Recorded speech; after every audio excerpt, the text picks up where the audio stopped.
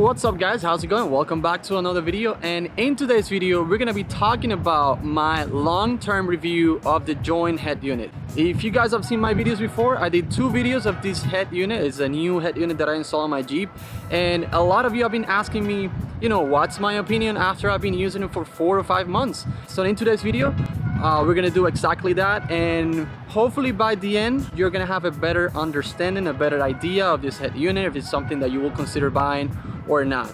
I'll start this video by talking about the good things, the things that I do like about this head unit, and by the end of the video I'll tell you all the things that I don't think they're so great and the things that you probably are not gonna like. Let's start. Alright guys, for those of you new to the channel, this is the head unit that I installed on my Jeep. This is a joint head unit, as you can see right here. This is the brand. Alright, so the first thing that I do like about this head unit is the overall design of it. It actually looks really good, and it's actually very simple. It doesn't have any buttons, physical buttons I mean. It's just a metal frame with the brand name on the bottom. Everything is controlled by the touch screen. So when the device is turned off, you can't see anything, it's just black. Alright, so the number 2 thing that I do like about this head unit is how it fits and how it looks in the Jeep. Now this head unit by no means was made for this Jeep or something like that. It's just a universal head unit that you can install in any car, but for some reason the 8.8-inch screen looks really good on the Jeep. It fits really well, as you guys have seen in my videos. It covers a lot of room in the dash, but at the same time it doesn't get in the way of the AC vents or the AC controls, so that's a positive. Another thing that I do love about this head unit, and you are gonna love too, is the overall performance of this thing. The touchscreen is actually very good. I haven't had any situation where the head unit hasn't worked in the way that I want it to. You are not gonna have any problem. The first thing you're gonna notice, I guarantee the first thing you're gonna notice if you buy this head unit is how responsive and how smooth it is. It's pretty much like an iPad or your phone on how good it is. Another thing that I do like and that you're gonna notice too is the bunch of applications that you can download in this thing. Like, you can do pretty much anything, like maps. You can do text messages if that's something that you're into, which I do not recommend. If for some reason you run out of space, you have the ability to put an SD card, and that way you have extra storage, which is pretty good.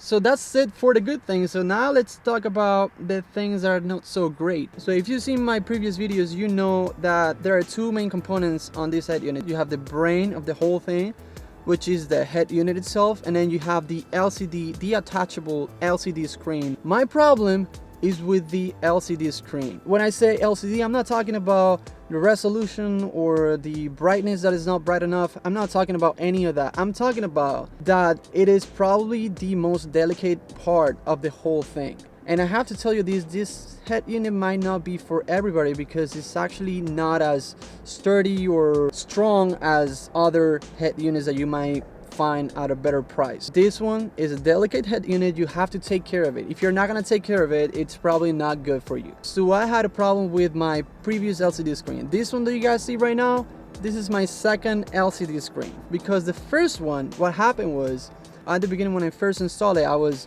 detaching the screen every single time I used to park my Jeep. I used to take the screen off, put it in a safer place, or just a place where I know it's not gonna get a scratch, or it's not gonna be stolen or something like that. I take it off and I put it in a safer place, and I was doing that for 2 or 3 weeks.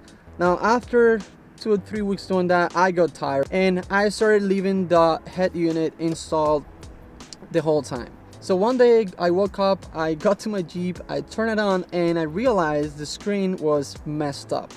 It was completely black, and it had these straight lines, white lines. I think I'm gonna put a picture so you guys can see what I'm talking about. But interestingly enough, the head unit itself was still working. You could still listen to music, you could still touch the screen, and you can hear the beeping of the screen.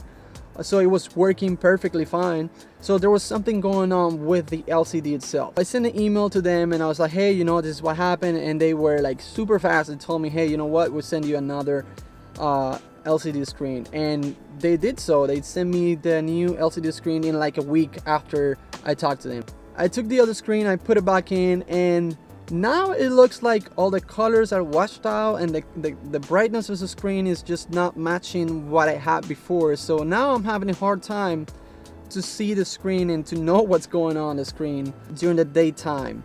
At night it's just fine. I mean, you can see everything fine, but my problem is during the daytime it's just not bright enough. Now I talked to them, hey, you know, the new screen is just not working the same way as before, and then they sent me a picture saying, oh, the problem is that the head unit that you have was pretty much developed to work with the previous screen, so now you have to go inside and with the screwdriver manually control the brightness internally from the head unit and not from the LCD, because the LCD right now is at 100%. It's not bright enough. That is my complaint with this head unit. The LCD screen is very, very delicate. What I think happened, it was that it got really hot, because that day when I got into the Jeep, it was steaming inside, steaming outside. It was really hot.